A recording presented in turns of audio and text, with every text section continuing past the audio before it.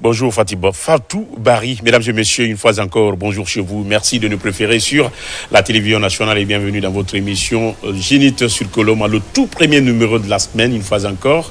Merci d'être à l'affût de notre émission qui est donc la vôtre. Après 30 ans, la Guinée se dote d'une nouvelle convention minière qui vise donc l'amélioration des conditions de vie des travailleurs et également des employés du secteur, notamment le développement de notre cher pays, la République de Guinée. Pour en parler, vous aurez M.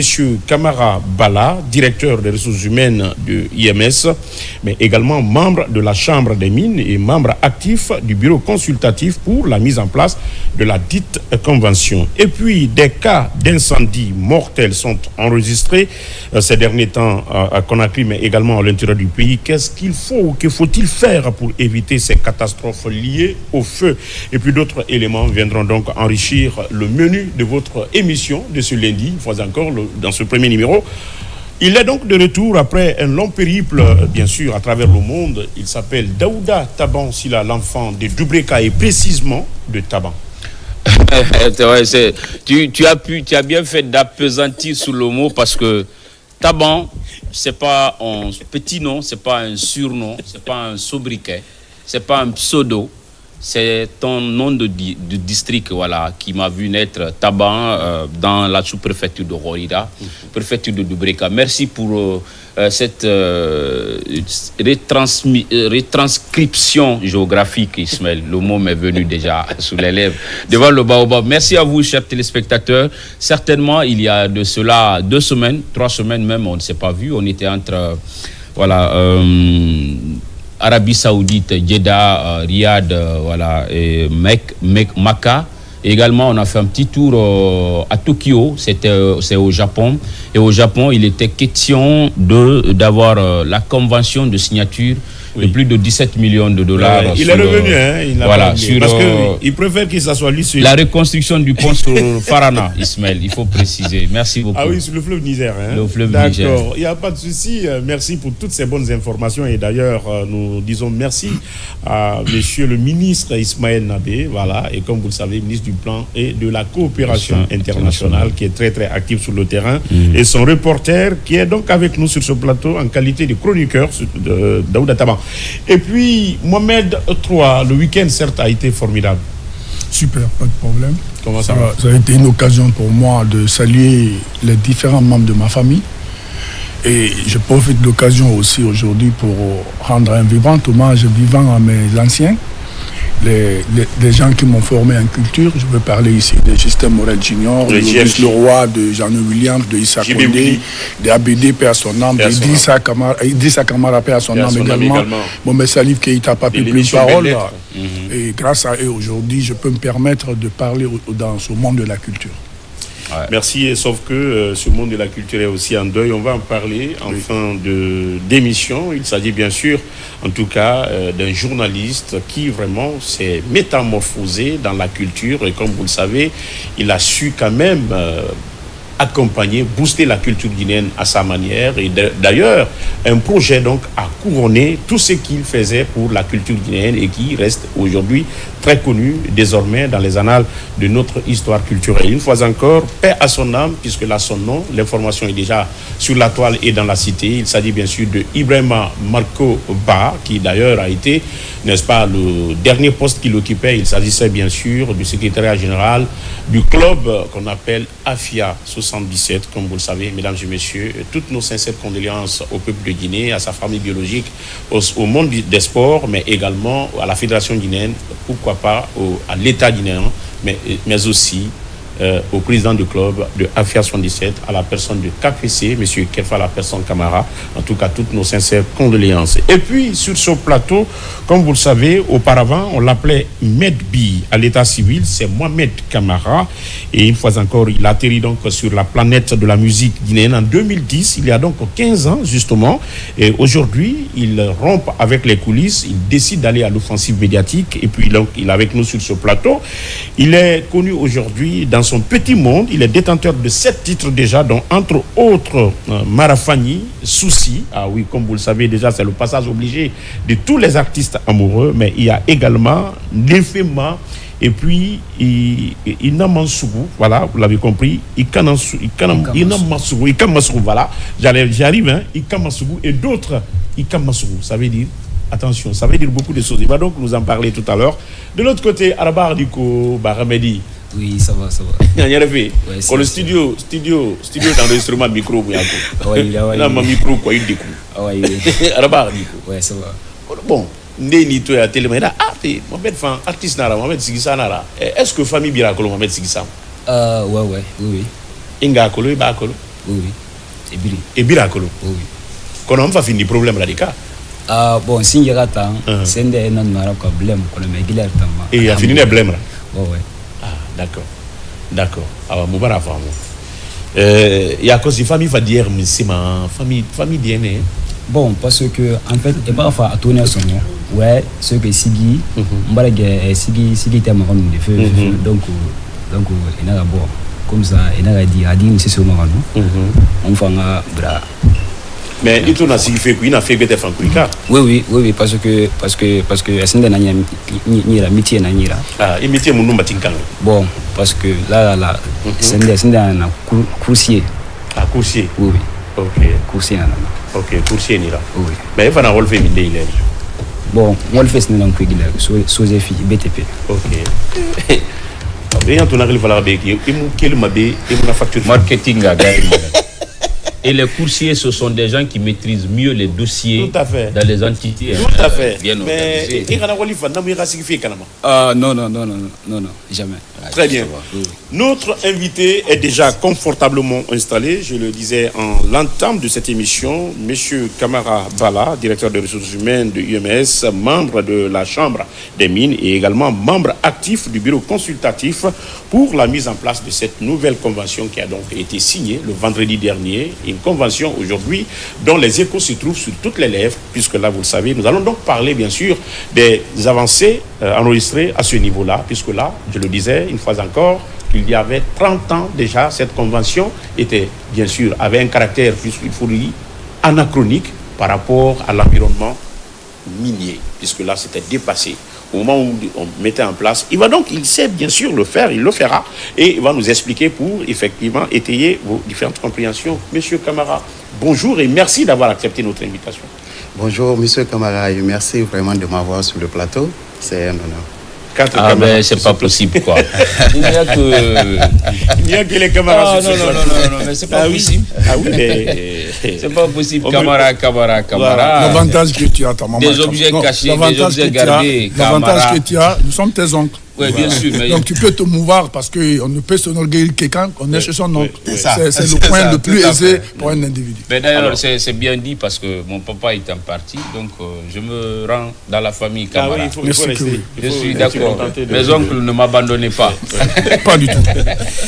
J'espère que Michael va donc pas nous quitter puisque là il détient, on appelle le levier de cette émission. Il va donc revenir puisque là ça lui a été dit. Alors, je le disais à l'entame que des cas d'incendie sont enregistrés. Mais d'ici là, on va essayer de découvrir un peu le talent de ce jeune artiste qui se trouve sur ce plateau pour sa première fois de sortir, n'est-ce pas, dans une émission de télé. Et j'espère que les téléspectateurs ont besoin de connaître qui est-ce qu'il est, puisque dès qu'on parle d'artiste en herbe, on veut savoir quelle est sa capacité artistique et comment est-ce qu'il peut effectivement faire son entrée dans le monde de la musique. N'oublie pas qu'on a des non-inscrits aussi. Oui, il y a des non-inscrits, je suis entièrement d'accord. Voilà. On va en parler, mais l'émission est aussi culturelle. On va donc aller avec ça. Ok. Fatou va donc nous proposer le tout premier titre de l'artiste.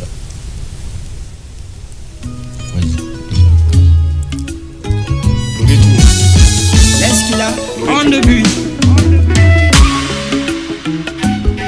Genfema, après nous sommes Genfema, Genfema, Kuyeniba, Genfema, Ntambarakahu, Muniara, Mbaragahu, Ntambaragahu, Fate Foreyara, Mbaragahu, Emi Malima Fende, Ina Soto Fuerlikana. Gemi Malima Bulade, Ina Soto Fuerlikana. Ina Fala Miri Donfe, Amiri Donfe Muntana Yare. inafala Amerika na fe muntana yare salima kanema fuera kanema salima girema fuera girima we malabu kote binjade gefema akwamiso gefema kuyeni ba gefema ntambaragahu munyiyara mbaragahu ntambaragahu fate fore yara mbaragahu sanyi firin kanyi na de magahune adama sanyi firin kanyi na de magahune matiti kui ge mafalama ataya nyinde ntana mabosima karte kui ntana mafalama ota ntana mafalama anu migenu dangira bara dangira migenu fiseba uru ki fisebe anta mirikolo mikanama anta miri maganyo migerema ngotanama miri kaneyo notanama kono iseto eto mere mafalama kono iseto eto mere mafalama miri fanyita miri fanyinara miri kobita miri kobinara tonton sekuba miri fanyinara nanuna anfala nanana bama nanuna anfala nanana bama bobo maisha miri fanyinara masire sako miri fanyinara Grand Lucas miri fanyinara manager Liverpool miri fanyinera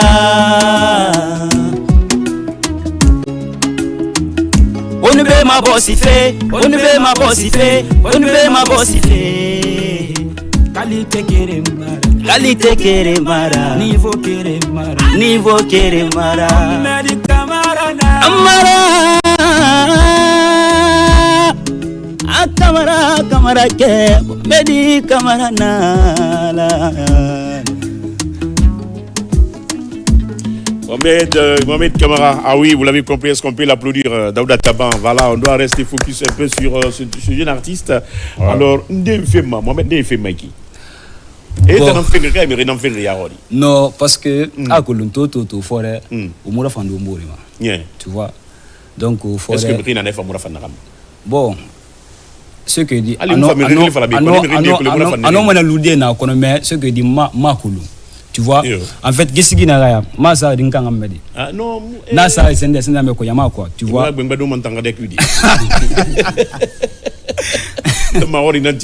tu vois, un bon naïf, voilà, tu vois, donc, tout forêt, ce que a tout mané, tout, il t'aura fait.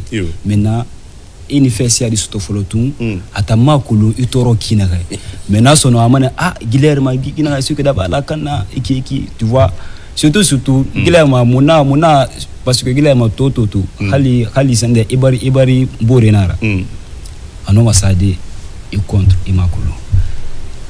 Et Rafirari. Voilà. Nasigi, ce que Natex Fanana. Ah, ma colon fait n'a pas faire un colon. Voilà. Parce que il a un fait c'est que il a fait l'ina mon colon. Ah, mon an colon fait. Exactement.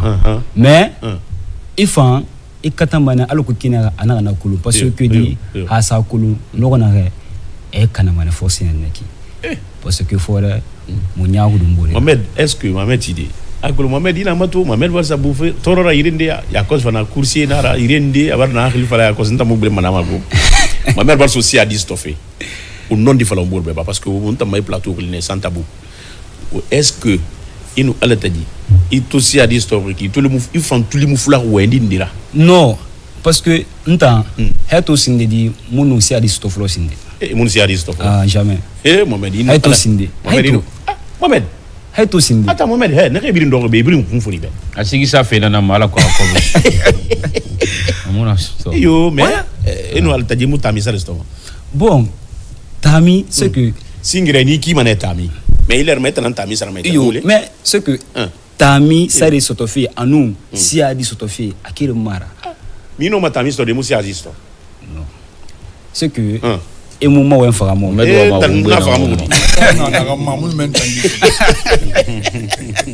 est-ce qu'on peut l'applaudir? Parce que là, il tire un peu son épingle du jeu là. Voilà, une fois encore. Daouda Taba, on va donc revenir une fois encore sur nos différentes thématiques.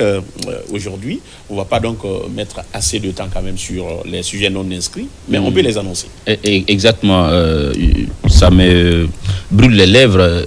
C'est de parler de l'approvisionnement des grands stocks de Conakry et des périphéries de l'intérieur du pays. Oui. En riz et autres denrées de première nécessité. Au seuil du mois saint de Ramadan. Voilà, en prélude des 2 mois saints qui avancent, voilà. À grands pas, le mois de Ramadan d'abord et le mois de Carême, les deux ne sont pas loin cette fois-ci. Au fait, l'année dernière, on a entamé le mois de Carême bien avant le mois de Ramadan. Justement, parce que... Et cette année, c'est le contraire. Le Ramadan est tournant. Le calendrier linéaire n'est pas égal au calendrier grégorien. Justement. C'est un peu la différence là. Et sur les chrétiens, c'est statique, ça ne bouge pas. Justement, statique. Chez nous, c'est tournant. Ça varie au fur et à mesure. Justement, ça peut varier en fonction des années et des mois. Parce que hier, donc ça veut dire que nous allons fêter cette fois-ci bien avant notre directrice générale. Hein? Absolument. Mais elle va rejoindre le groupe certainement. C'est vraiment bon pour nous qu'elle nous donne nos petits cadeaux avant qu'elle ne prépare sa propre. Ce sujet m'intéresse pourquoi, Ismaël, parce que à la Direction nationale du commerce intérieur et de la concurrence, logée au ministère du commerce, de l'industrie, des petites et moyennes entreprises, c'est une direction qui quand même suit de près les différents stocks en riz et autres denrées alimentaires.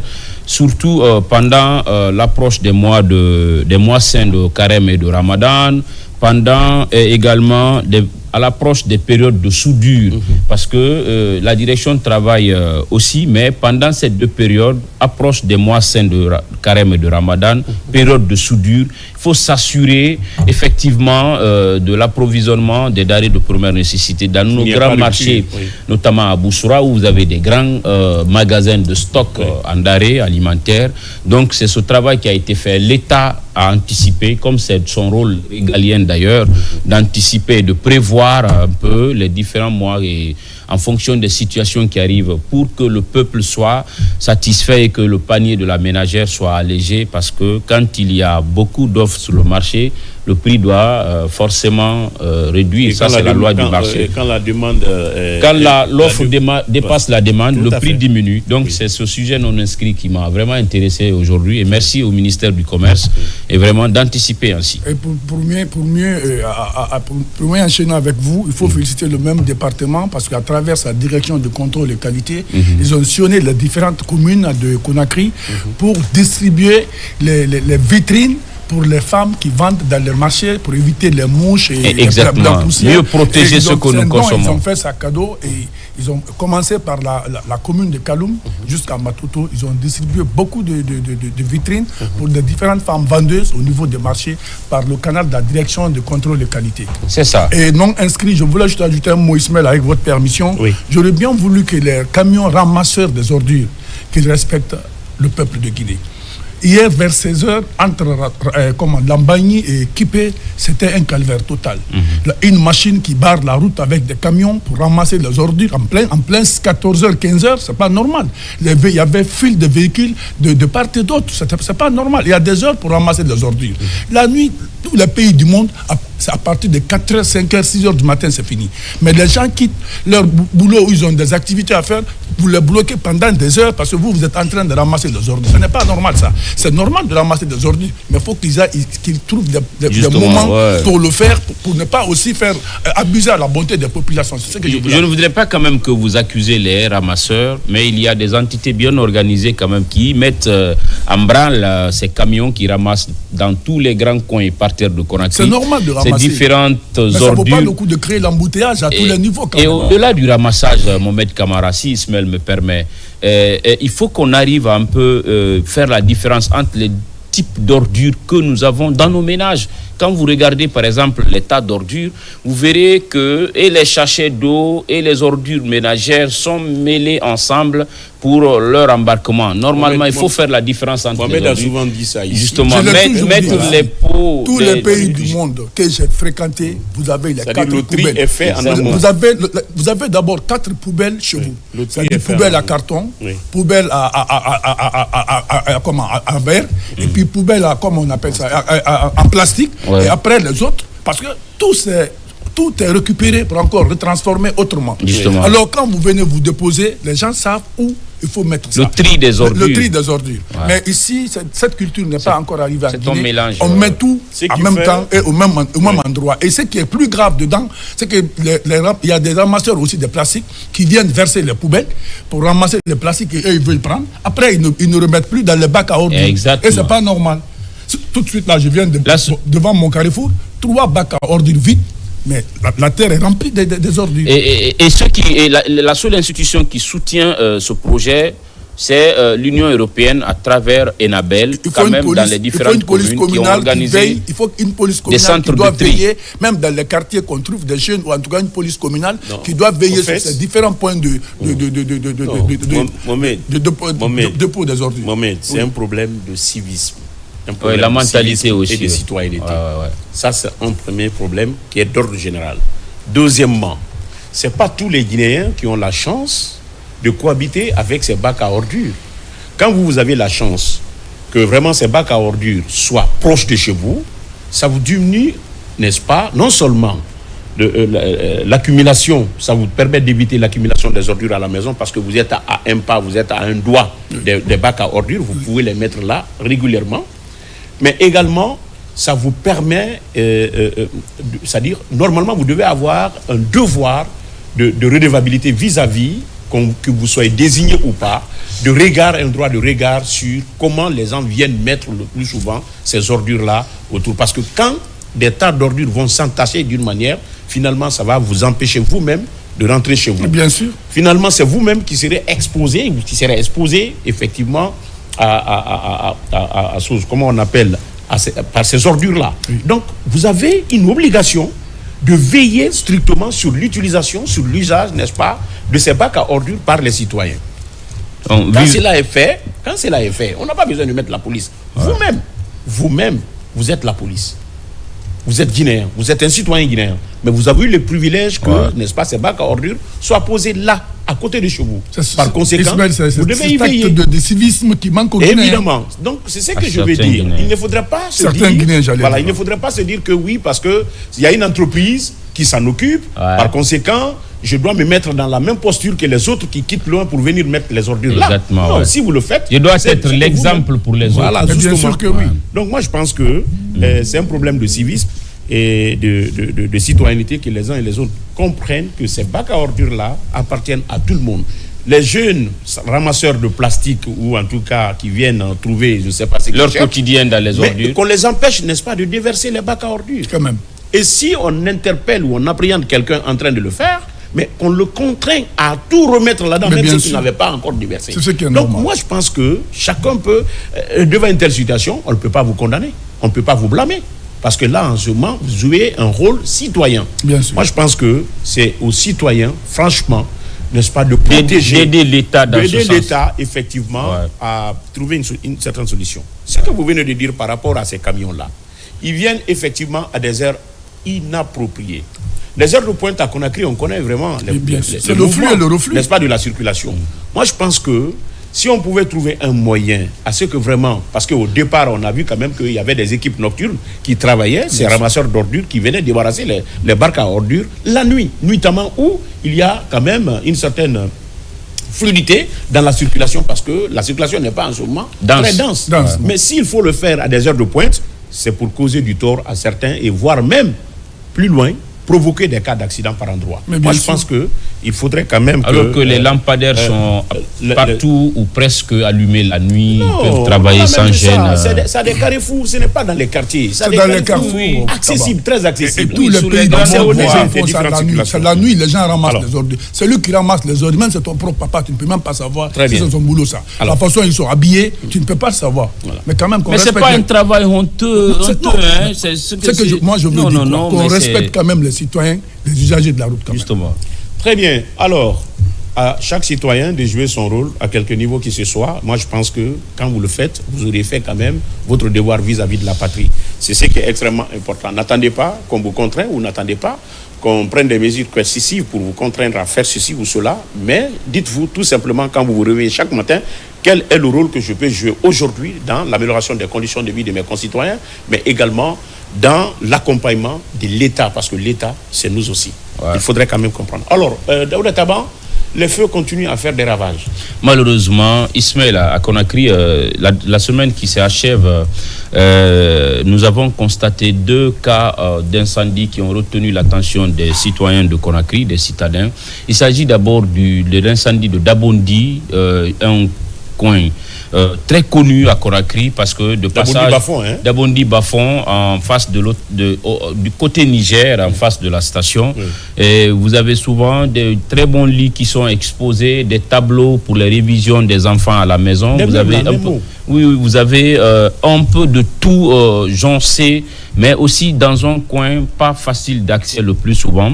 Donc c'est dans la nuit du 12 au 13 février qu'il y a eu un incendie qui serait parti d'un tas d'ordures qui avait pris feu d'abord et puis ça s'est éparpillé partout parce que vous savez... Et n'oubliez pas que toutes les conditions sont réunies pour que le feu se propage. Parce exactement. Que les poudres qui sont là... La poudre de bois est très hostile au feu. Tout à fait. Voilà, c'est un outil inflammable, le plus souvent.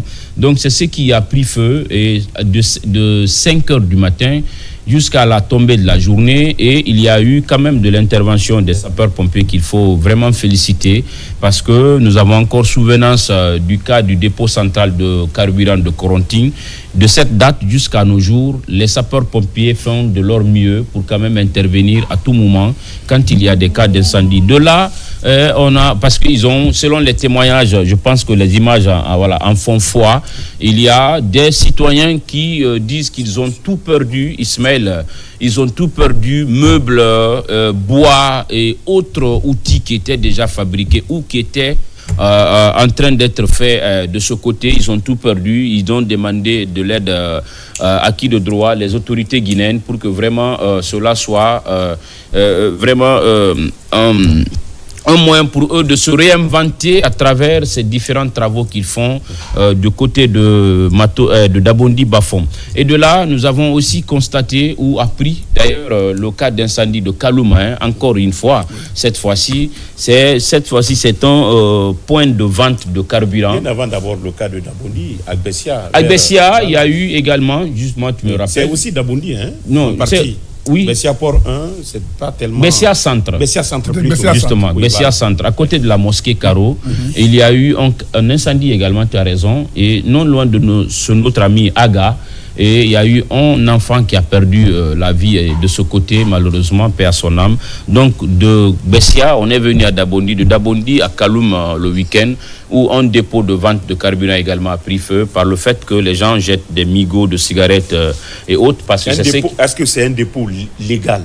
Tout reste à croire. Parce que moi, à ce que je cherche, en dehors des stations-service et des dépôts, n'est-ce pas, légalement constitué, il n'y a pas un endroit où il faut quand même faire du dépôt. Non, on pourrait dire si c'est le marché noir, légal, on ne peut pas qualifier vraiment, parce que n'est-ce pas, on ne peut pas qualifier de cela comme étant... Vu les installations, Ismaël, on ne peut pas quand même qualifier cet endroit de dépôt légal de carburant.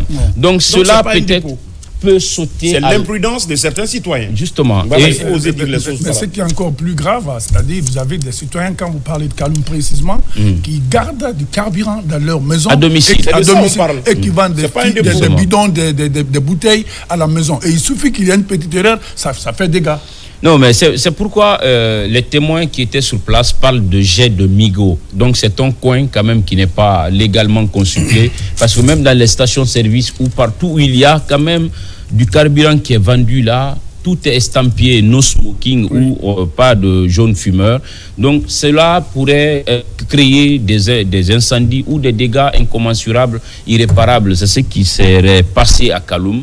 Donc c'est malheureux qu'on revienne chaque fois sur des cas d'incendie à Conakry, à l'intérieur du pays. Il faut qu'on en finisse. Il faut que nos entourages soient assainis. On parlait de tas d'ordures tout de suite, parce que si vous êtes dans un coin où l'environnement n'est pas aussi sain, quelque chose peut arriver et que ce soit vraiment irréparable. C'est malheureux tout ce qui nous arrive dans ce cadre-là, des incendies. Et bravo encore à ces soldats du feu, les sapeurs-pompiers. L'inflammable le plus tolérant, c'est le gasoil. Voilà. Ça, parce que c'est lourd. C'est lourd voilà. Et ça ne prend pas le majoute aussi le feu. Ouais. Mais ce qu'il ne faudrait pas du tout manipuler n'importe comment, c'est l'essence et le gaz. C'est l'essence et le gaz. Et le kérosène. Le kérosène. Bon, non, je sais quand même que les citoyens n'ont pas accès à cela. Ce sont des dérivés. Ce que nous utilisons de manière officielle, c'est de ça que je parle. De manière quotidienne, c'est ce que je parle. Je parle du gaz et de l'essence. Parce qu'il veut dire quoi? Les plus légers des 22 barils, c'est l'essence, c'est le gaz et puis c'est le kérosène. C'est les plus légers. Mais nous, on n'a pas accès au n'a pas accès au kérosène. Ce que nous utilisons, c'est que les citoyens... L'essence et le gaz. Voilà, c'est l'essence et le gaz. Il ne faudrait une véritable éducation et sensibilisation de nos concitoyens quand il s'agit autour de ces consommables. N'est-ce pas, de ces consommables. Il y en a qui pensent que on peut les manipuler tel que nous manipulons de l'eau. Il y en a qui pensent qu'on peut les manipuler tel qu'on manipule, n'est-ce pas, tout ce que nous savons manipuler aujourd'hui à la maison et de n'importe quelle manière. Si vous décidez d'utiliser par exemple du gaz chez vous, ça ne serait-ce que pour préparer, parce que chez nous, on ne se chauffe pas avec du gaz, mais ça rentre dans la préparation. D'ailleurs, c'est aujourd'hui un moyen de lutte contre le déboisement. Alors, maintenant, il faudrait qu'il y a quand même une agence pour ça aujourd'hui. Il faudrait quand même qu'il y ait une véritable sensibilisation quant à l'utilisation, n'est-ce pas, et la manipulation du gaz. Que l'essence, à un moment donné, il y avait quand même une brigade qui sillonnait la vente illégale du carburant sur le marché noir. Parce qu'on ne le fait pas parce qu'on veut le faire, parce qu'on veut empêcher d'autres, n'est-ce pas, d'avoir de l'argent ou de se nourrir. Non, mais c'est pour les mettre non seulement à l'abri, mettre le voisinage à l'abri et mettre le pays à l'abri. Il n'est pas donné à n'importe qui de manipuler, n'est-ce pas, ces substances-là. Ce n'est pas donné à n'importe qui. Il faut une éducation à la base. Il faut une certaine formation. Les gens tous ceux qui connaissent, qui ont étudié ces différentes matières, ne les osent pas. Donc les citoyens ne connaissent pas. Il ne faudrait pas qu'on garde une certaine quantité. Au-delà de 20 litres, on n'a pas droit. Même 20 litres, même un seul litre, ça peut brûler tout un quartier. Un seul litre. Ça peut mettre tout un quartier à feu. Donc moi, je pense qu'il faudrait que les gens comprennent qu'on ne peut pas aujourd'hui se faire de l'argent en étant permanemment en contact avec le danger. Il faudrait toujours qu'on pense non seulement à sa propre vie, mais à la vie, n'est-ce pas, de ceux qui nous entourent. C'est extrêmement important. Donc, par rapport au cas d'incendie, nous avons vu, par exemple, le cas de Bessia. Bessia, on a vu, c'est un transport qui a pété. Mais quand vous mesurez la distance qui sépare la maison et au transformateur, du poteau qui supportait ce transformateur et l'habitation, c'est pas légal. C'est 0 mètre. Il faudrait que nous comprenions qu'on ne peut pas cohabiter avec le courant électrique, même si on consomme du courant électrique. Il y a, n'est-ce pas, des méthodes, il y a des mesures de sécurité qu'il faudrait observer dans l'utilisation et la consommation du courant. Ismaël, pour mieux appuyer avec vous, vous savez, les transformateurs qu'on a aujourd'hui, n'oubliez pas que les transformateurs ont une capacité de support. Mais n'oubliez pas aujourd'hui que presque toutes les semaines ou tous les mois, quelqu'un déménage dans une nouvelle maison, il tire le courant. Et on n'augmente jamais la capacité du transformateur. Alors quand ça arrive à un certain niveau, que le transformateur ne peut pas supporter, il va péter. Et quand il pète, n'oubliez pas que les poteaux sont sur le toit d'un certain nombre de maisons. Ce n'est pas normal. Et les citoyens vivent là. Donc il faut qu'on essaye de voir où placer aussi ces transformateurs-là. Et les transformateurs ont une capacité. Il faut qu'on cherche qu'on ne doit pas dépasser cette capacité. Sinon, il faut trouver un autre transformateur. Mais le même transformateur, moi je prends l'exemple chez moi à Kipé. Presque tous les mois, il y a un immeuble qu'on inaugure. Le monsieur qui a un immeuble de R+7, il a besoin de tirer le même courant. Quand il tire le courant, vous connaissez à peu près la qualité et la quantité de la consommation de cet immeuble. Le plus souvent, ces propriétaires s'achètent des transformateurs. Il y en a qui le font, mais il y en a aussi qui le font. Mais sauf que la source d'alimentation de ces transformateurs provient d'un autre transformateur. Ismaël, quand le courant quitte au barrage hydroélectrique, c'est avec 380. Quand ça vient, il y a le transformateur en ligne qui diminue jusqu'à ce que ce soit une consommation domestique. 220 pour une consommation domestique. Quand c'est les pays francophones, nous, qui c'est les pays anglophones, c'est le 110 qui est la consommation domestique. Donc, les transformateurs, là, il y a le sourceur du grand transformateur qui alimente les petits transformateurs. Quand ce grand transformateur a des problèmes, c'est que les petits transformateurs ne peuvent pas supporter et ça crée des dégâts. Tout à fait. Je ne suis pas spécialiste en la matière, mais c'est ma petite remarque. Voilà, j'espère que... Il faut qu'on évite de... Nous sommes revenus sur ce sujet un jour. C'est en une phrase, je dirais, d'éviter de s'installer sous les HT, les MT, les HT, les hautes tensions, les moyennes tensions. Parce que normalement, on a dit du transformateur jusqu'à domicile, nous devons être à 50 mètres de rayon. Bien sûr, donc normalement. Nous ne devons pas être dans la zone parce que quand vous trouvez un fil qui est tombé dans l'eau pendant l'hivernage par exemple, à 50 mètres de rayon, toute personne qui s'approche là peut être victime de ce qui est passé. Mais bien sûr. De ce dégât. Voilà, malheureusement. En tout cas, nous l'avons dit, mais aujourd'hui, nous continuons de rappeler. Pour vous dire que l'État guinéen, le gouvernement guinéen a le souci effectivement de protéger nos concitoyens, mais également de ramener certains vraiment à la raison. Aujourd'hui, le ministre de l'énergie et de l'hydraulique a annoncé la mise en place, n'est-ce pas, de la police de l'électricité. Oui. Et je ne sais pas quelles vont être les prérogatives, n'est-ce pas, de cette police de l'électricité. Quand on trouve une ampoule allumée chez toi la journée... Non, pas que ça. Il va falloir effectivement que les zones réputées dangereuses en matière électrique soient sécurisées, soient déguerpies. Que les uns et les autres quittent là. On ne le fait pas contre eux, mais on le fait pour eux. Parce qu'il ne faut pas attendre qu'il est pire pour dire oui, l'État n'a pas fait ceci, l'État n'a pas fait cela.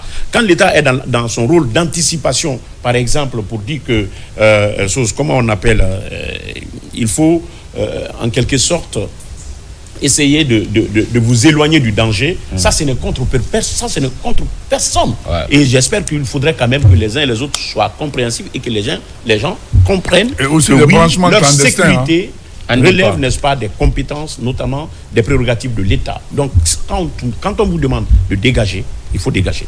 Alors, on va donc aller avec notre jeune artiste avant de nous intéresser à l'invité du jour, qui va donc nous faire la synthèse, parce que c'est aussi un citoyen guinéen, de tout ce que nous venons de dire, avant d'attaquer le vif du sujet. Le vif du sujet aujourd'hui, c'est la signature, n'est-ce pas, de la nouvelle convention minière, aujourd'hui, qui se trouve sur toutes les lèvres et presque sur la toile. C'est le débat qui, aujourd'hui, est positivement accueilli. Alors, Mohamed. Oui. Mohamed, il n'a rien à dire. Mohamed, ils sont au studio qui dit il serait ça qui enregistré parce qu'on a colonna fa muna bama kadugara. Oui, mais en fait ce que parce que manager n'a fait ma parce que en fait mon manager c'est mon enfant, tu vois. Donc mon est-ce que tu nous dis Kanya Tataro Kanya il n'a pas dolé il n'a sa tête il n'a pas dit tekolo doni il n'a pas tekolo tête à jikolo pe na finye n'ende ba ma tekui akolo en fait il a été refait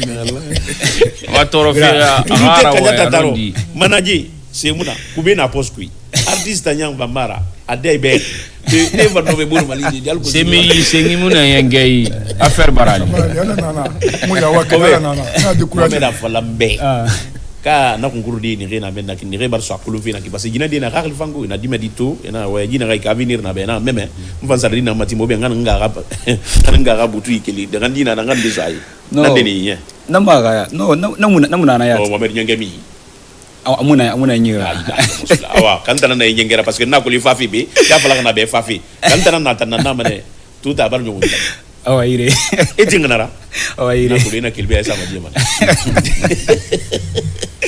d'accord en fait ce que le manager na sotoma anu ce que le mfa na sotoma mon nan sama da bole fari ita yan kursi ni la Nicolo tu vois donc mon nan sama da bole fari mo siga muso sender kono eto na fari ki to na torofe ki akole ba sendi fala be akosi manager to na torofe na ki akole sema ya diema fe be na ma adiema saura man na ma adie pizza ma adie sandwich ma adie hamburger ma ana ko bru suita ni o su studio qui ina sa fin di star alona la mara buluma no ma fala ma anara buluma parce que mon homme atana burudi parce que akolo parce que nous t'en sigara ma Colossine de Simon à Sindengo. parce C'est que facile, Fango. c'est tout n'a qu'à le roco. en fait parce que nous t'en ce que nous t'en sigara ama nere awolma ira findi mama na jira manager nani mais nous t'en nglen na fora Et musema. parce que Ma wala na bama. exactement parce que Ou bien yanga di nguru ne refa mana non gaba. Akulu manager de na mara akulu ntanto na ki manager xanna to imune ya wala ba fi xanna ira wala ba fi place ce que on a on a ko to manandi di ombo de be tu vois oui o bare famu yakos fana de na sigi solo frena nay e ambition na misera wa masigi dans sa fait bon en fait album na mini fait ka ce que du mas ndena na sinde nkata fe na sinde ngasinde so la Guinée era monsieur sur la Guinée ce que nga la Guinée so quoi ni quoi la Guinée la mettre en belle si Wamba isembe.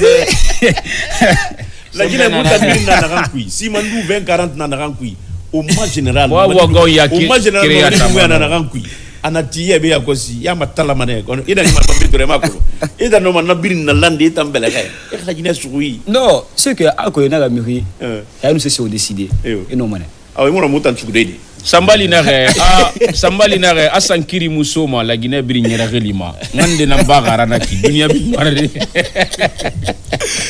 awai e kasige biri yama sigi mundu na fema bon sigi na nganta nota na fuma bon muna presque di no ma flale tandi masigi tan nota bi na fama abin na fétiche morceau fétiche na très bien non abiri fétiche même na la question te dire qu'à masigi benam yimura fama mais ito guerre sige sade ne réuni cette mag begbe na na bara mais ande begbe bara fale be beti raisi mundu moto wa birimbe e mundu moto wa birimbe bon e masigi na nganta moto da birimbe mara fa souci ne neki mara fa souci saba de no nga fa monsieur camarama mara fa souci on na saba ay fure na mara fa souci au retour de matimbe Meri kamarana Kuni kumara diya nyeleka Kuni kumara diya nyeleka Ato Bebe ato Agbelemana diya yedo gbelemana Sese munga merito Ira fe marafanyi na meri Sese mon controfilirito Ira fe marafanyi na controfili Ira fe marafanyi na tiri fema Ira fe marafanyi na tiri ulema Ira fe marafanyi na tiri fema Ira fe marafanyi na tiri muyema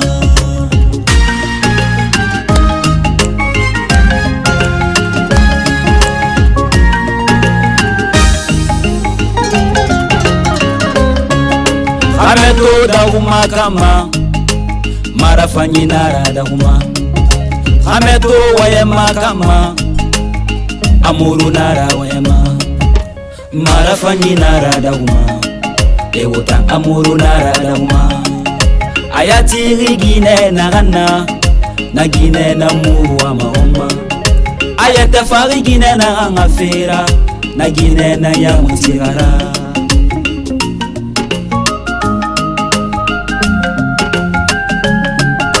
Sese munga merito Ira fe marafanyi na nga meri Sese mun kontofilirito Ira fe marafanyi na kontofili Ira fe marafanyi na tiri fema Ira fe marafanyi na tiri ulema Ira fe marafanyi na tiri fema Ira fe marafanyi na tiri munyema La sinyo manede Kono marafanyi ta munyoma fefeo Woto kana manede Kono marafanyi tamu kana mafefeo Asrafini muyatira Ira marafanyi Kono marafanyi na kaniti munyama Ina kairanda kuye Ine mare na marafanyi ramene D'accord, Mohamed, on te reviendra. Monsieur Camara, Bala, une fois encore, merci d'avoir accepté notre invitation et malgré votre calendrier chargé.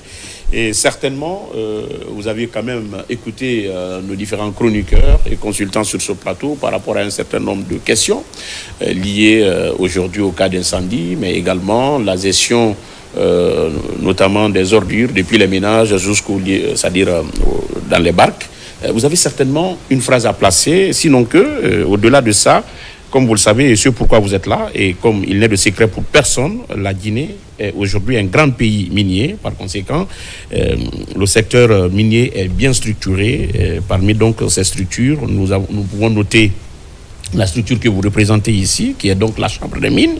Alors, il y a beaucoup qui ne savent pas qu'est-ce que c'est, et nous profitons donc de cette émission demander pour que vous puissiez nous dire qu'est-ce que c'est que la Chambre des mines et comment est-elle mise en place et comment c'est constitué et son rôle. C'est extrêmement important, entre autres.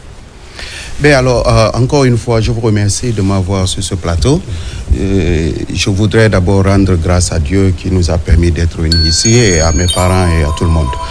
Et dès l'entame, d'abord, je voudrais féliciter notre frère qui est là et qui a une voix vraiment impeccable, et lui souhaiter vraiment une bonne suite dans sa carrière. Je n'ai aucun doute que lui, il va réussir. Donc, bonne chance. Concernant les autres thématiques que vous avez évoquées, bien évidemment, ici, on a l'intention parfois de penser ou de réagir parfois comme si le Mengasanyi, c'est tout le monde par nous. Oui. Mais quand on dit le Mengasanyi en Sossou, tradition dirait c'est le pied du chef. Et le pied du chef, ce qui se trouve là-bas, c'est nous autres citoyens. Donc, quand vous avez évoqué la citoyenneté, l'exemplarité de notre comportement pour pouvoir un peu contrôler ce problème d'insalubrité qui est partout dans notre pays, je dirais que ce n'est que ça d'abord. Ça commence là-bas. Ça commence là-bas. Il faudra être le changement qu'on veut voir dans le monde. C'est Mahatma Gandhi qui l'a dit. Vous voulez que le monde soit comme ça, soyez ainsi pour que le monde puisse l'emboîter. Donc, franchement, j'espère qu'avec les temps qui vont se passer, nos concitoyens vont vraiment essayer de prendre cet élan pour que nous puissions vraiment être tous fiers de ce qu'on a, et comme on l'était à l'époque. Oui. Pour votre question sur le thème qui m'a amené ici, il s'agit de la Convention collective des mines et carrières et industries assimilées en Guinée. Et cette initiative, elle a été portée par la Chambre des mines de Guinée dès décembre 2023. Et pour dire qu'on a en ce moment en Guinée une convention collective du secteur minier qui date de 1990. Et en 1990, il y a eu des enfants qui étaient nés, qui aujourd'hui sont mariés, sont en train de faire leurs propres enfants. 30 ans se sont écoulés, et on sait que beaucoup a évolué en Guinée, mais aussi dans le monde entier. La technique et la technologie ont évolué, mais aussi en Guinée, en 1990, dans les années 90, on avait quoi ? 4 ou 5 sociétés minières. Aujourd'hui, on en a presque une centaine. Une floraison. Donc, cela veut dire quoi? Que nous avons grandi, mais on n'a pas suivi avec les textes. Ça, c'est comme quelqu'un qui grandit de sa première année de naissance à ses 30 ans, et en changeant, en acquérant beaucoup d'habits, mais sans pour autant grandir avec les habits. Oui. Donc, il était temps, plus que temps, que nous invitions nos différents partenaires sociaux et économiques pour que nous nous retrouvions autour de la table et discuter un peu de l'amélioration des dispositions qui se trouvent dans cette convention pour qu'elle soit adaptée. Donc la Chambre des mines, et comme je l'ai dit à une tante, ce n'est pas une chambre qui se trouve dans une maison. C'est pas de telle chambre. Au fait, c'est une corporation qui regroupe la quasi-totalité des sociétés minières en Guinée. Elles sont adhérentes de façon très libre et elles contribuent sûrement à se concerter dans cette corporation pour que les intérêts de l'emploi soient protégés. Je tiens à préciser l'emploi et non nécessairement quelque chose d'autre. Parce qu'autour de l'emploi, vous retrouvez quoi? L'employeur et l'employé. L'un ne peut pas exister sans l'autre, et le tout doit être cerné autour de l'emploi. Donc, c'est dans ce cadre que les sociétés minières se retrouvent au sein de la Chambre des mines de Guinée pour essayer de préserver l'emploi en Guinée. D'accord. Parce que là, en préservant l'emploi, il ne faut pas faire du mal à l'employeur. Exactement. Et également à l'employé. Exactement. Et c'est dans ça qu'il peut y exister une entreprise. Alors, quels sont les principaux objectifs, n'est-ce pas, de cette nouvelle convention? Donc, comme je l'ai dit tantôt, l'objectif principal, d'abord, c'est de dire comment on peut adapter la convention actuelle à la situation et Parce que qui n'est pas... on était effectivement... on était presque sous le dos d'une convention qui date de plus de 30 ans, par conséquent, qui ne répondait plus aux exigences du moment. Tout à fait. Donc, d'où la nécessité d'aller vers une nouvelle convention donc, que vous venez donc de signer. Mais il y a des objectifs, franchement, très clairs là-dedans, qui n'étaient pas pris en compte, n'est-ce pas, par l'ancienne convention.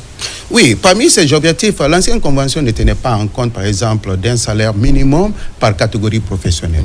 Donc, ça dépendrait de la tête de l'employeur, de la société et autres, en négociation directe avec l'employé pour déterminer le seuil d'entrée pour un poste bien déterminé. Donc, cela dit, on s'est réunis pour dire que dans notre, étant le premier pilier de l'économie guinéenne, là, le secteur minier doit vraiment essayer de donner les tons.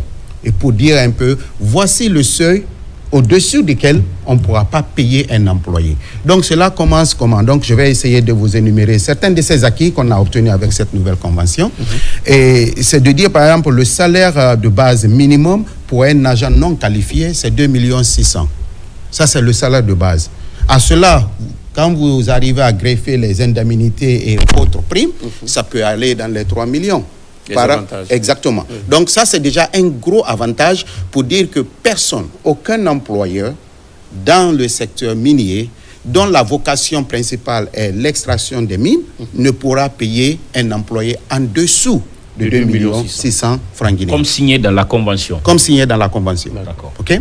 Le deuxième gros acquis, c'est quoi? C'est de dire, OK, on ne va pas s'arrêter seulement aux agents d'exécution, aux ouvriers non qualifiés, mais et ceux qui viennent, et la catégorie qui viennent après ça, c'est les agents de maîtrise.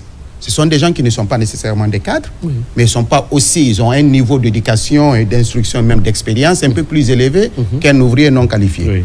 Donc pour eux, le salaire minimum a été fixé à 8 500 000.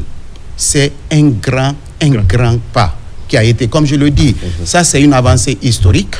On ne l'a pas fait pendant 30 ans, mais mieux vaut tard que jamais, et c'est fait. Et même mieux, ce salaire minimum sera applicable à toutes les sociétés minières de la République de Guinée, peu importe si elles sont signataires ou pas. Donc, de facto, elle s'applique à tout le monde, parce que c'est la loi du pays. Troisième grand acquis sur ça, c'est le fait que les sous-traitants, les sociétés qui sous-traitent dans notre activité, doivent pouvoir appliquer 70% de ces seuils d'entrée dans leur grille salariale.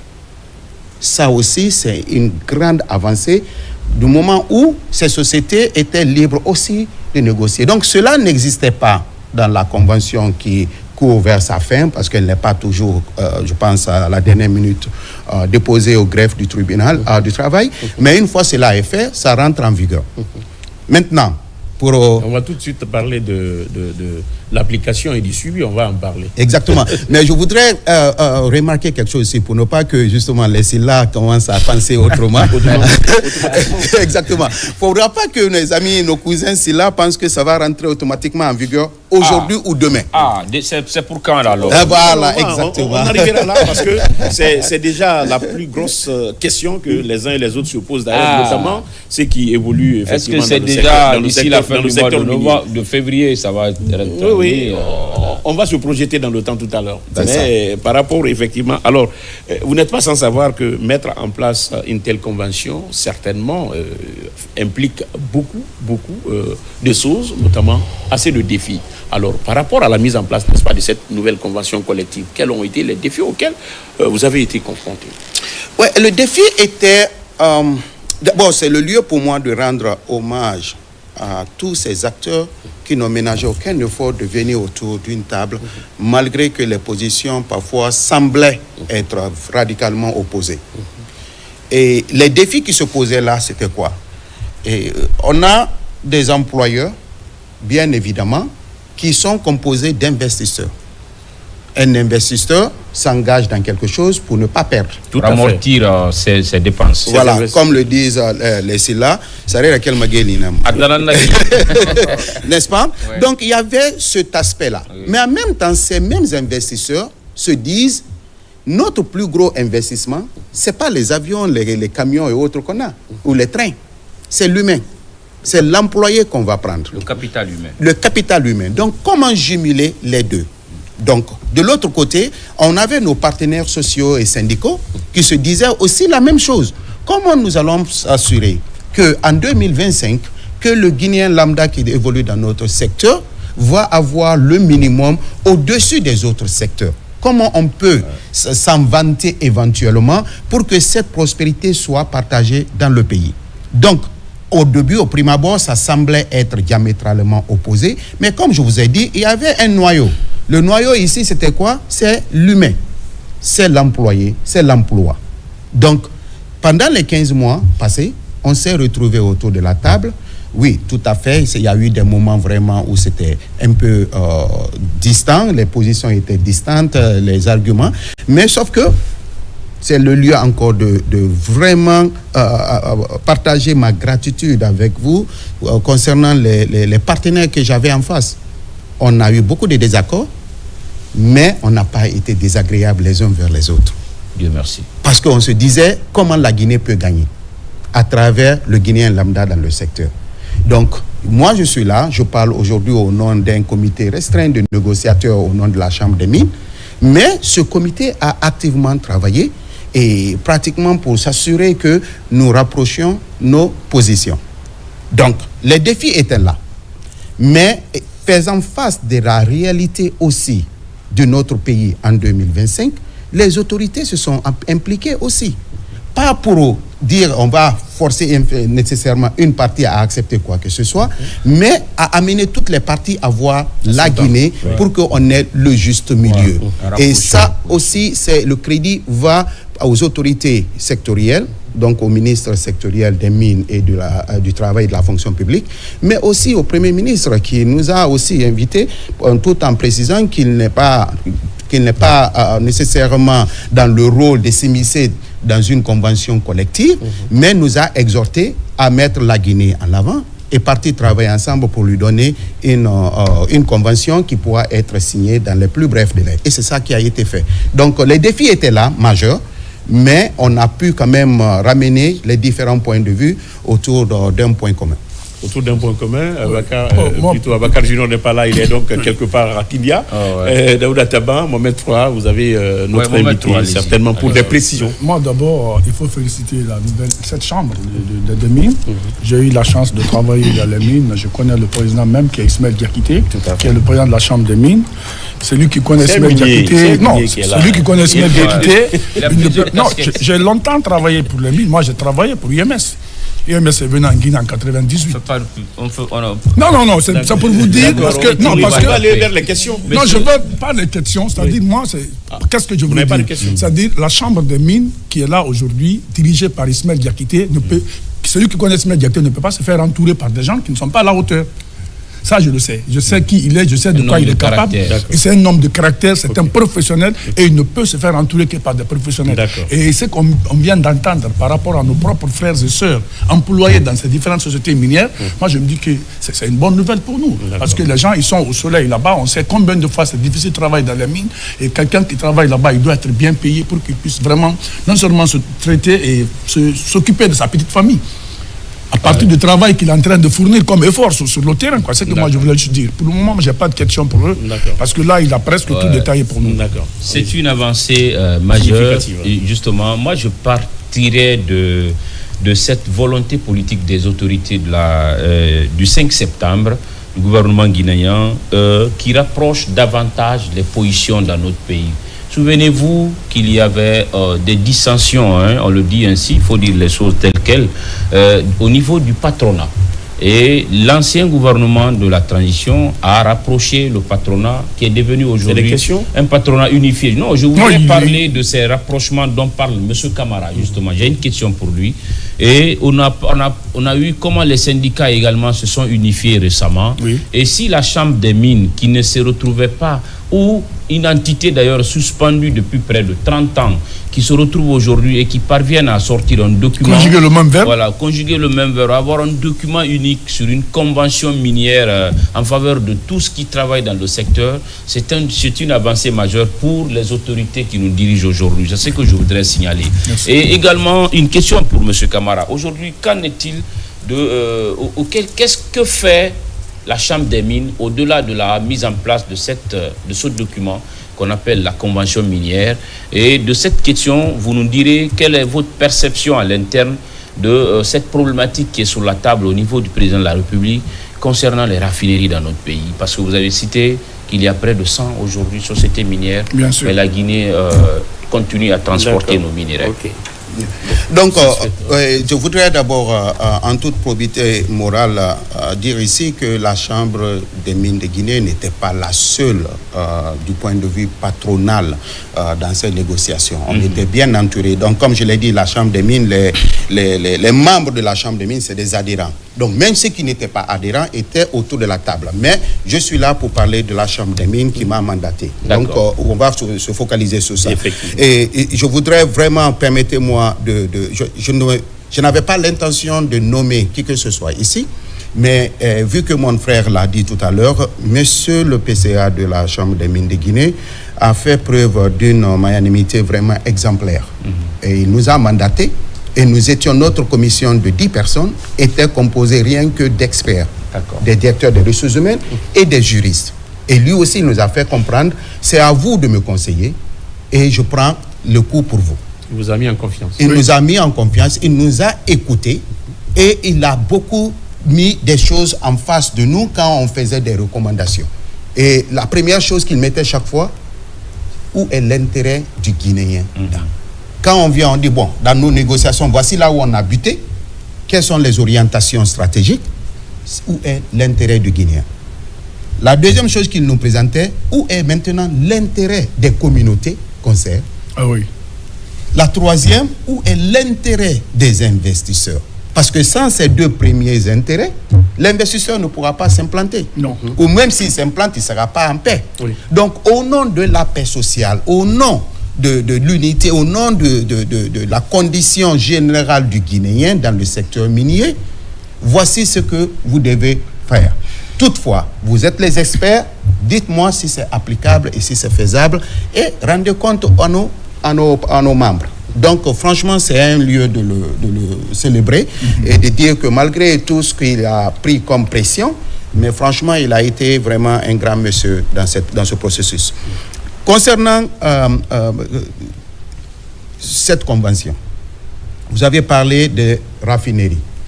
Aujourd'hui, je ne peux pas me permettre de m'étaler beaucoup là-dessus. Mais une chose est claire.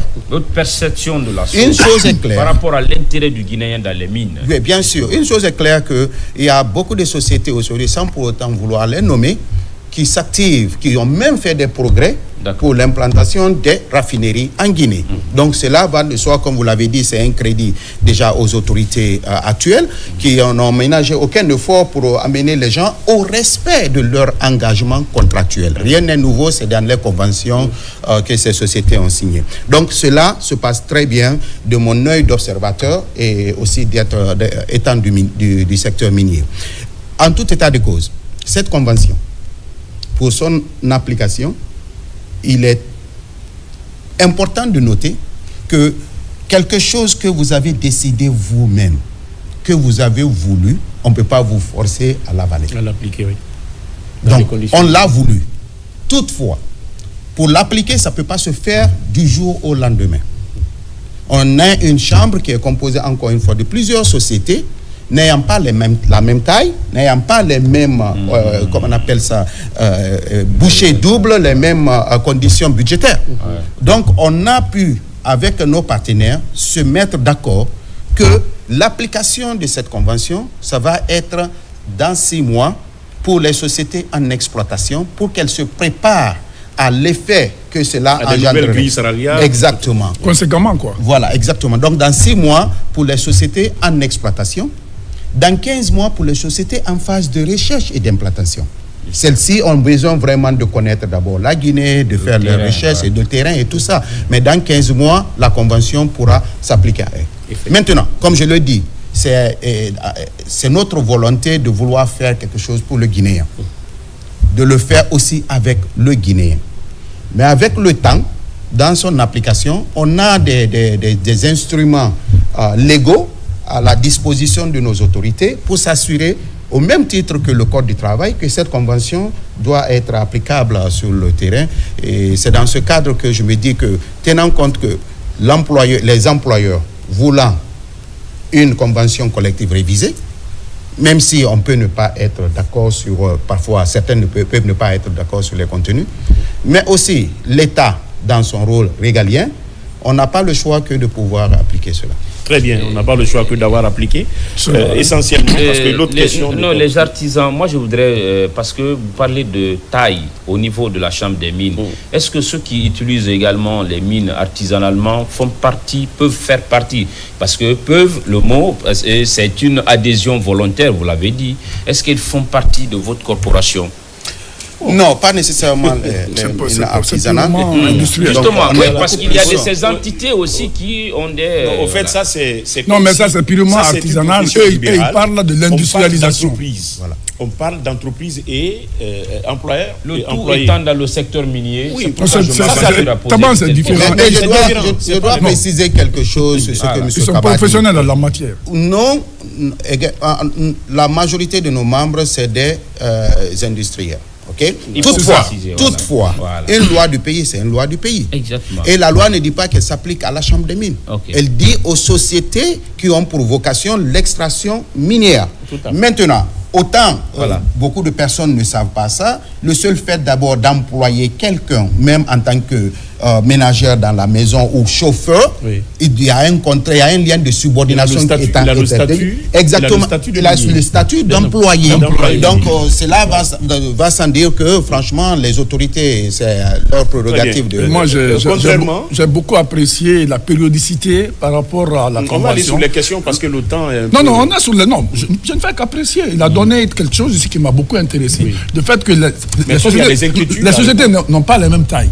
Et maintenant, donner une périodicité à court, moyen et long terme pour que chacun se prépare pour pouvoir rentrer dans le jeu, moi, c'est une bonne idée qu'il faut apprécier. Très bien, parce que tout cela, on dit, tout ce qu'on fait sans moi, vraiment, c'est contre moi. Et c'est les travailleurs, c'est l'amélioration des conditions des travailleurs, effectivement, pour que cela puisse avoir un impact vraiment sur leur vie à travers le travail effectué dans le secteur minier. Alors aujourd'hui, est-ce que vous pensez que vraiment avec cette nouvelle grille qui est proposée, révisée par cette nouvelle convention, pourrait nettement améliorer les conditions de vie des travailleurs dans le secteur minier? Oui, tout à fait. On sait qu'en Guinée, particulièrement et dans le monde entier... 2 600 000, et contrairement, parce que nous ne connaissons pas l'ancienne grille salariale, par exemple, qui était prévue par l'ancienne convention qui date de 30 ans. Oui, tout à fait. Dans l'ancienne convention, ça donnait la latitude d'aller comme au marché. Il n'y avait pas un prix fixe.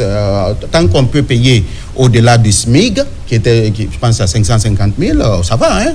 Mais bon, bref, il y a beaucoup qui étaient totalement au-dessus de ce montant. Mais c'est pour vous dire qu'il n'y avait pas une limite, il n'y avait pas un seuil. Il n'y avait pas de standard. Des standards.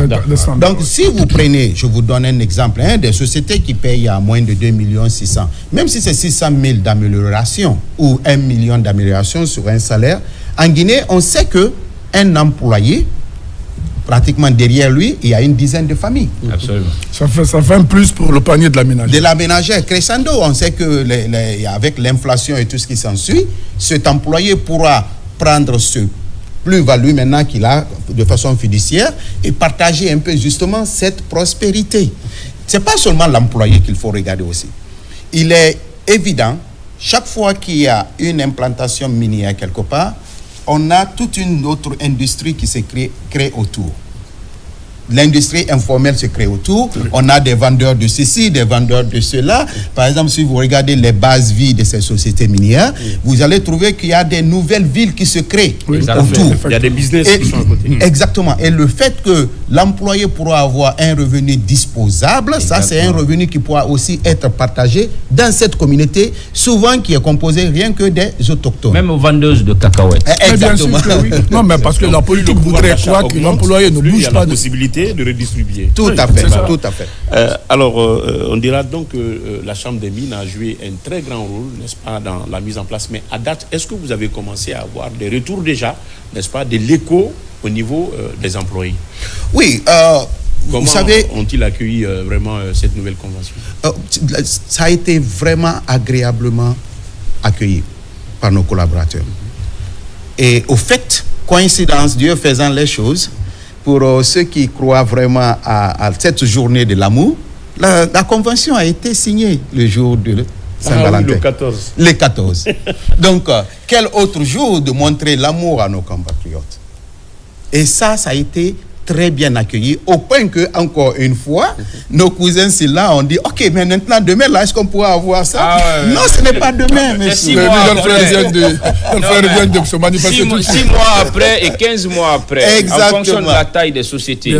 Mais monsieur Camara, est-ce qu'il y a des garde-fous autour de cette convention? Parce que la Guinée, entre griffes, je m'excuse, mais qualifiée souvent d'un pays de très beaux textes, mais l'applicabilité étant une autre chose.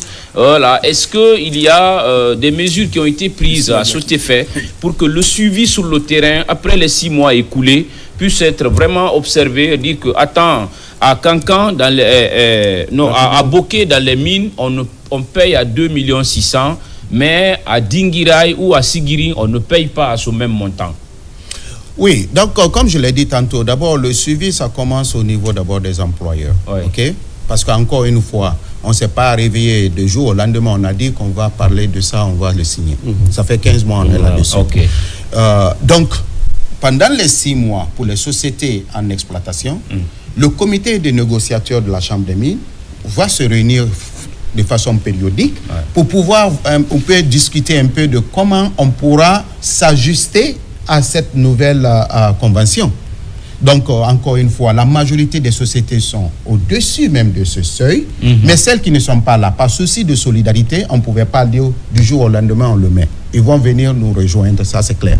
Maintenant, une loi n'est une qu'avec son respect. Mais cela, c'est le rôle régalien de l'État. Oui. Et Dieu merci, aujourd'hui, nous avons encore une fois des autorités qui s'activent pour pouvoir vraiment respecter les engagements contractuels des sociétés. Notamment, je voudrais dire vraiment un grand merci à l'Inspection Générale du Travail en ce moment, qui pratiquement, moi personnellement, étant DRH, m'a déjà inspecté cette année 2025 déjà, 2 fois déjà, dans les différentes structures. Donc, si l'engouement qu'on a en ce moment, si on continue sur cette lancée, je n'ai aucun doute que ça pourra être suivi. C'est la refondation. Alors, M. Camara, si vous avez d'autres choses à ajouter comme information complémentaire, vous avez en tout cas l'antenne, mais sinon que le message de fin, parce que là, on va continuer toujours à parler de ça. Nous, à notre manière, nous allons continuer à suivre, bien sûr, non seulement l'aspect application, mais l'aspect suivi. Autant de fois que nous avons besoin de vous, on va vous inviter pour pouvoir effectivement s'assurer de l'application de cette nouvelle convention qui fait le bonheur aujourd'hui de l'ensemble des Guinéens, bien avant qu'elle n'ait pas encore rentré en application. Donc, quand je disais à l'entame que ce n'était pas nécessairement une bataille entre nécessairement adversaires ou même pire que ennemis, non, c'était une concertation. On a usé du pouvoir de nos arguments et non du pouvoir de nos mains. D'accord. OK? Et encore une fois, dans cette négociation, les gens qui ne sont pas trop initiés à certaines négociations de cette taille pensent que vont insinuer que la centrale où les syndicats viennent, ils imposent, ils arrivent à avoir tout ce qu'ils veulent et tout ça là. Non, loin de là. Comme je dis, ça, la Chambre des mines l'a voulu d'abord, au prime abord. Par exemple, il y a des acquis qui ont été obtenus qui viennent de la Chambre des mines. Oui. Notamment les indemnités de retraite. Avec l'ancienne convention, la retraite, le départ à la retraite, les indemnités sont payées à 6 mois. Donc 6 mois de salaire pour quelqu'un qui va à la retraite, peu importe sa catégorie professionnelle, peu importe l'ancienneté. Donc je vous donne un exemple. Un chauffeur aujourd'hui qui fait 3 millions de francs guinéens.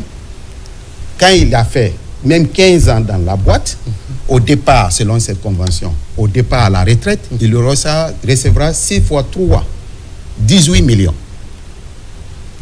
Donc, et le cadre qui comme vient... prime de départ. Comme prime de départ. Okay. Mais le cadre qui vient d'arriver, qui a un salaire de 20 millions, fois 6, il va avoir 120 millions.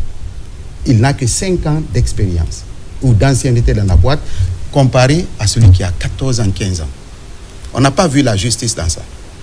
Donc, la Chambre des mines a appuyé, a travaillé avec nos partenaires pour pouvoir dire, au lieu de 6 mois ici, on va faire 6 mois plus une prime d'ancienneté qui va être le différenciateur pour les deux types d'employés. Donc, ça, c'est déjà un gros acquis. Donc, il y a maintenant pour le départ à la retraite, selon cette nouvelle convention, c'est plus 6 mois de salaire, plus une indemnité qui va être proportionnelle à 5 ans de palier d'ancienneté. Donc, pour chaque 5 ans, il y a 1 mois de salaire qui viendra s'ajouter à cela. Un grand acquis. L'autre acquis, c'est aussi les événements sociaux. On est en Guinée. On ne peut pas dire, par exemple, que oh non, quand tu te maries, on te donne un jour de repos pour partir faire ton mariage. Non. Cette convention a amélioré ces jours sociaux. Les différents événements sociaux, on a eu d'autres acquis. Ouais. Maintenant, comme je l'ai dit tantôt, il y a des sociétés qui sont au-delà même de certains avantages qui sont acquis ici. Cela n'empêche pas que ces sociétés... La convention vient garantir exactement un minimum pour tous, pour avoir un standard dans le secteur. Mais aussi, cela ne dit pas qu'il n'y aura pas des accords de branches. Ça, c'est un accord sectoriel. Ça, c'est une convention collective sectorielle du secteur du mine. Mais il peut y avoir aussi des accords, des conventions de branches. Donc, branches d'extraction de l'or, d'extraction de bauxite, d'extraction de fer. Et elle aussi, elle pourra améliorer ça. Selon les matières. Selon les matières. Oui. Parce qu'on doit savoir une chose. Ce que nous produisons pour notre économie, elle n'est pas renouvelable. Nos matières premières ne sont... Une fois que la bauxite part, elle est partie. Elle ne revient plus. Tout à fait. Donc, ce n'est qu'un levier, un catalyseur pour que nous puissions encore prospérer au niveau de l'économie nationale, mais aussi dans la poche de nos collaborateurs. Donc, avec ça encore, je voudrais terminer par envoyer encore mes remerciements, ma gratitude profonde au nom de la Chambre des mines de Guinée, au nom de mes collaborateurs qui étaient avec moi, à tous ceux qui ont activé de face ou de derrière, directement ou indirectement, et il y en a eu beaucoup, pour que nous ayons une convention qui va certainement résister aux tentations des hommes et du temps pendant plus que les 30 ans que l'autre a fait. Merci beaucoup. Merci. Je rappelle que notre invité a pour nom M. Kamara Bala, directeur des ressources humaines du MES, membre de la Chambre des mines et membre actif du bureau consultatif pour la mise en place de la nouvelle convention qui est donc signée. Demain, nous allons revenir un peu sur le portrait de feu Ibrahima Marco Ba, une fois encore, paix à son âme. Mesdames et messieurs, tout le plaisir a été pour nous de vous servir au compte de ce tout premier numéro de la semaine de l'émission Génie sur Colomba. Merci à toute l'équipe technique et à la réalisation. Fatou, merci donc également à tous qui sont, n'est-ce pas, du côté du nodal et de la régie. Je vous retrouve demain avec la même équipe et d'autres sujets, Inch'Allah, si tout va bien. Excellente journée à toutes et à tous.